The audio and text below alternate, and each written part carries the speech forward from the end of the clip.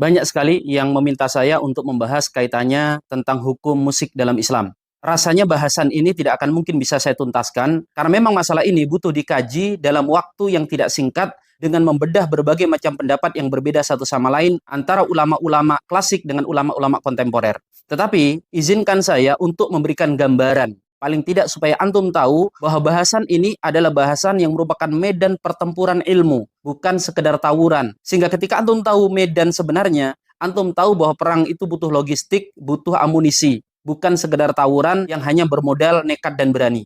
Fakta yang pertama, mayoritas ulama dari 4 madhab memang mengharamkan musik dalam Islam. Fatwa ini bisa kita temukan tersebar dalam berbagai macam kitab-kitab fikih madhab yang membahas tentang hukum musik dan nyanyian.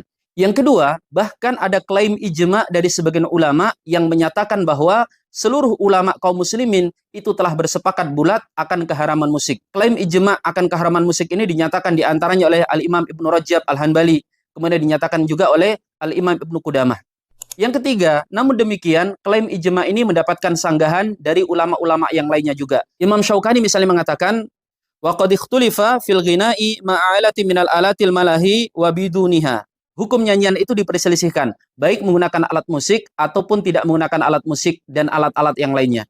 Yang keempat, alat musik itu ada berbagai macam ragam. Di sini pun ulama berbeda pendapat dalam menghukuminya. Bahkan kalau kita buka dari sebagian ulama yang membahas tentang masalah ini, mereka masih memerinci tentang hukum musik. Al-Imam Ibnu Jama'ah dalam kitab beliau Al-Ittihab membagi hukum musik itu menjadi 8 bagian. Demikian juga Imam Ibnu Hajar itu membagi hukum musik menjadi 6 hukum. Dari yang mengharamkan sampai ada musik yang dibolehkan. Misalnya alat musik yang ditiup seperti seruling, mayoritas ulama cenderung mengharamkannya. Sedangkan alat musik yang dipukul seperti rebana, mayoritas ulama cenderung membolehkannya, terlebih kalau yang memukul adalah kaum wanita.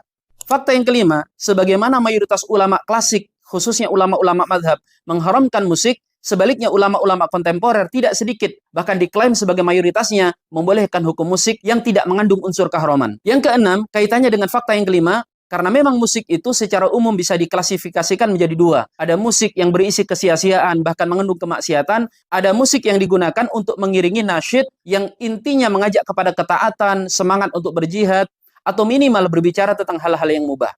Sehingga para ulama kemudian menjadikan bahwa fakta-fakta ini sebagai pertimbangan untuk menghukumi musik. Jika musik itu melahirkan keharaman, maka hukumnya haram. Jika musik itu melalaikan, maka hukumnya makruh. Tetapi kalau musik itu berisi tentang hal-hal yang bermanfaat, maka hukumnya bisa dibolehkan.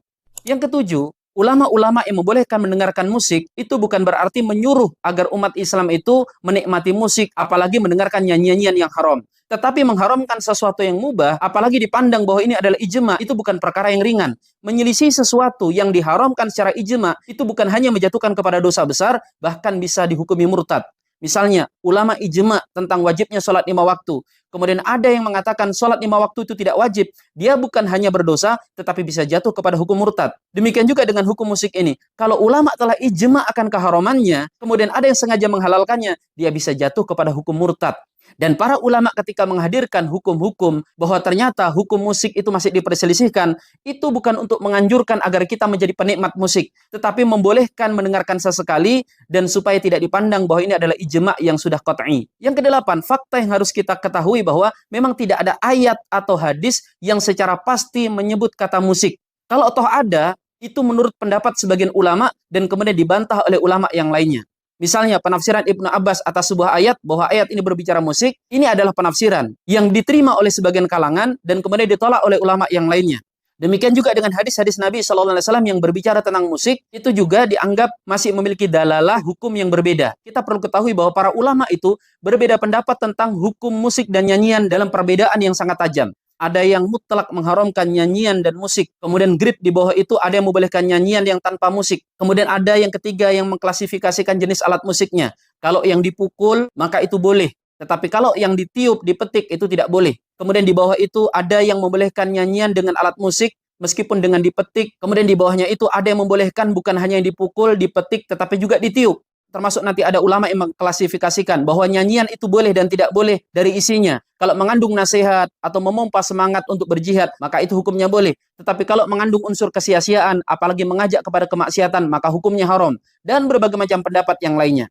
Kalau kita menyatakan, kan yang lebih selamat menjauhi musik. Ya, yang benar seperti itu. Tetapi dalam kehidupan bersama, cara beragama yang selamat itu bukan hanya ketika kita memilih pendapat yang paling unggul, yang paling hati-hati. Termasuk bentuk kehati-hatian dan keselamatan dalam beragama, kita tidak mudah menghukumi sesat, salah, haram, untuk sesuatu yang masih diperbeda pendapatkan. Dan sikap seperti ini juga hanya mungkin bisa kita lakukan kalau kita memiliki wawasan yang luas atas perbedaan pendapat di kalangan para ulama.